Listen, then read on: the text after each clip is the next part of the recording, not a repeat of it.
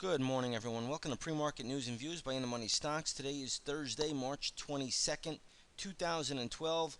Let's jump right into the charts here. We'll start off with the S&P 500 E-mini futures. You will see that they are trading lower by 8 points at the moment to 1389.50. So decent little drop in the futures markets. They were lower around 5 o'clock in the morning. Right around that time, the dollar looks to have topped out. Once the dollar started to pull back, the futures caught a little bit of a bid off the lows, but nonetheless, they are still down about 8 points as we speak. We are about to have the weekly jobless claim report coming out in about 3 more minutes. Right now, it is 8:27 a.m.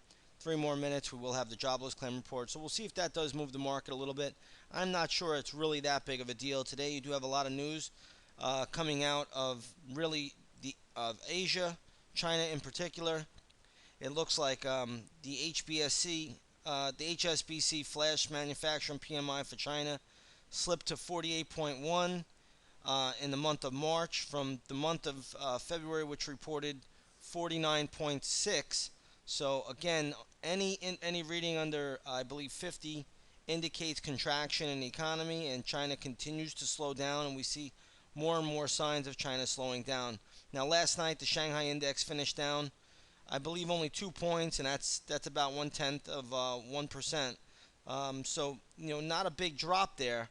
However, India was down huge last night, and traders should watch that closely. The Sensex index, I believe, was down 400 points, so that's about a 2.3% decline. Watch stocks today like Tata Motors. They could be very weak. Infosys, these are all Indian ADRs. They could be weak, especially if the U.S. markets are weak. Also, IFN, which is the India Fund, that could also be weak as well. So watch that early weakness in a lot of the Indian ADRs. India was down big last night, and that's very, very important to note because that is a leading index. Okay, we do have some economic data out of Europe as well. In the UK, it looks like things are starting to slow down over there as well. And you have to watch Italian and Spanish bond yields for any little uptick that could be problematic going forward. So we'll see exactly how this all plays out. Oh, by the way, Germany also had a weaker PMI last night. I believe the PMI dropped to 48.1 or 48.2 in March, in the month of March. In February, it was over 50. So definitely, we're seeing signs even in Europe that they are starting to slow down quicker, and Germany is considered probably the strongest country over there. So there are definitely some weak signs out there when it comes to Europe and Asia. The U.S. markets have held up very, very well, have been the strongest markets around. Even yesterday, when we had that big gap down, the markets come right back, roaring back each and every day. You see pretty much the same thing. Every little dip is continually being bought. We can only wonder how long that lasts, and until it does, until it doesn't, I guess it will continue to happen. So watch that U.S. dollar index, and we'll see what happens here. All right, let's take a look at a couple of other things. First, we want to start off with gold. Gold is down pretty sharp today, down $16 to 16.34 per ounce. If you pull up the GLD, you see the GLD is trading around the 158.91 level. It did close yesterday at 160.21. So decent little move down for gold. Watch silver also. Silver is moving lower as well, down to $30.77 on the SLV. So silver is trading lower. If the dollar moves up higher, gold and silver are going to be vulnerable. There's no doubt about it. You also have oil down today by $1.25. That's a decent move, down to around the 106 level per barrel for light sweet crude. That's a decent drop in oil this morning. Again, stronger dollar will do that. And if you take a look at the U.S. dollar index today, it is up 20 cents and pretty strong at the moment as we speak. So again, the dollar is showing good strength, and we'll see how this affects the markets going forward. One thing you want to watch for right now is the jobless claims. They are out, really not moving the market much one way or the other. I believe, I'm not sure what the actual number is, but it looks like it is in range of what we were expecting. So we'll leave it there. But it looks like the weekly jobless claim number is out.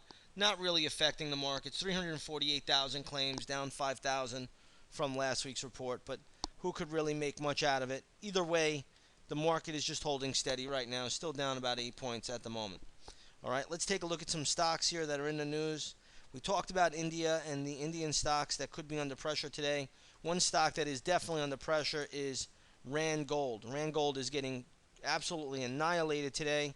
Stock is, I believe, one of its major mines, is in Mali. Mali is having a little uprising over there. Looks like there could be a military coup, and if that is the case, stock is getting hammered. I would just stay away from it. There does look like there is support, I guess. Well, you might have to go way back here. Yeah, there might not be a lot to do with this one. You might have to go all the way down to $85 if this low of the day, which is $88 this morning, breaks. Stock will have some support at 85 if it gets down there. I don't even know if it's worth playing at the moment. Um, but either way, you'll have some support around the 85. Around the $85 level. Okay, but I don't even know if it's worth playing if you have this kind of geopolitical news surrounding the stock. Let's take a look at FedEx this morning. FedEx is selling off. It did make a nice big pop. The stock closed yesterday at $95.82. This morning it is trading at 94 bucks. Again, nothing damaging for FedEx here. I don't want to make too much out of it. I know everybody's going to watch and listen to it real closely.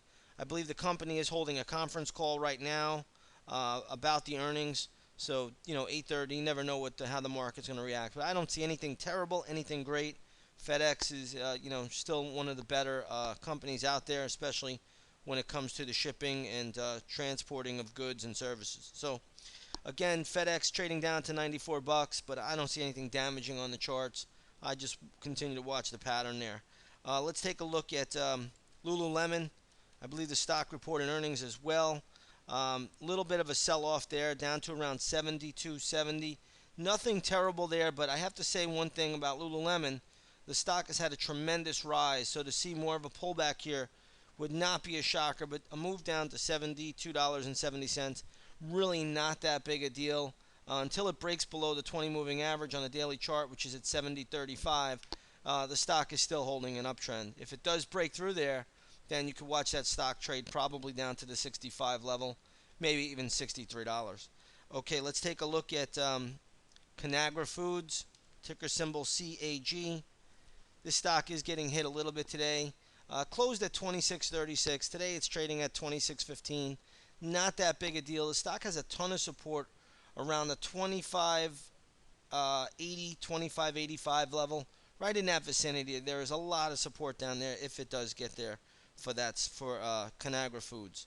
A couple of other stocks that I'm seeing that are lower today. One was BHP earlier. We'll see how it's looking now. Yeah, still down there. So BHP selling off a little bit more, now down to $70.75. And you also have Rio Tinto. This is probably down on the China news. I have to think this is probably down on the China news. So again, Rio Tinto, BHP, both are trading lower this morning. Yesterday, you had Freeport-McMoRan catch a bid. Today, Freeport-McMoRan is gapping down a little bit. Nothing terrible there, but BHP and Rio Tinto are trading sharply lower, and that should be watched closely. So we're going to wrap it up here right now. It looks like at the moment we have the futures on the S&P 500 E-minis just still down about $8, and we'll see where we open up and how this market plays out.